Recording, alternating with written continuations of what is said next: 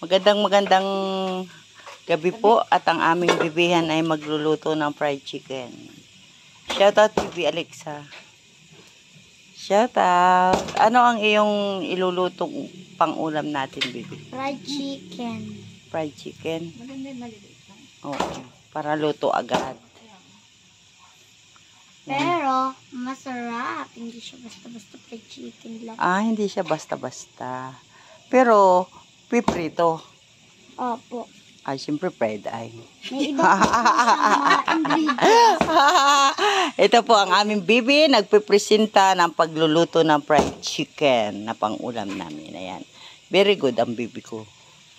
Ayan, na tayo po ay nagluluto ng puto at kutsinta para po sa bagong taon. Ayan. Ayan po ang paggagawa ng puto. Ayan. Ito po, kutsinta. Ayan. Puto, kutsinta. At meron na tayong finished product. Ayan. Ang dami kutsinta. Ayan. Pang bagong taon. Merry Christmas and Happy New Year sa lahat. Ayan po. At may pa-flowers si Madam sa kutsinta. Yes. Ayan. Ito po ang mga ingredients sa paggagawa ng puto, kutsinta, at sapin-sapin. Ayan po, gatas. Ang gamit natin sa puto ay birch tree powder. Ayan. May itlog. Ayan. Sapin-sapin. Ayan.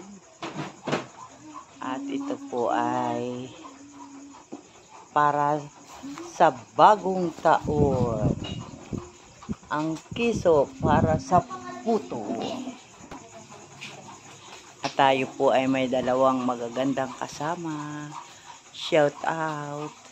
Shout out kay Bunay, Baninay. At saka ang kanyang auntie.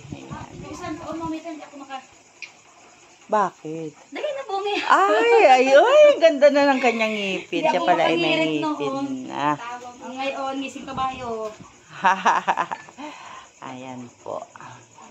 At patuloy lang po tayo sa paggagawa ng puto at kutsinta. Mamaya, pinakahuli ay ito.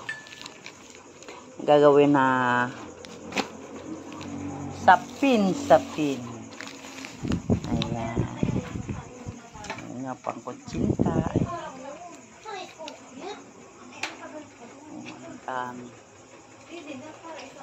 Po. At muli, magandang gabi. Shout out kay Kuya Bal Santos Matubang. Ate Edna Vlogs, kay Kalinga Prab, at sa lahat ng team Kalinga. At andito po ako ngayon sa San Isidro, Catanawan. Dito po ako magbabagong taon. Ayan po. Tinitrito na po yung natin, yung fried chicken. Magluluto. Masarap ba yun? Yes. Lulutuin yung fried chicken. Ayan po ang aking one and only apo. Marunong na po yung magluto ng fried chicken. Shout out naman dyan, Bibi.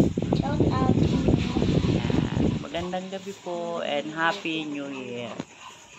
Bye!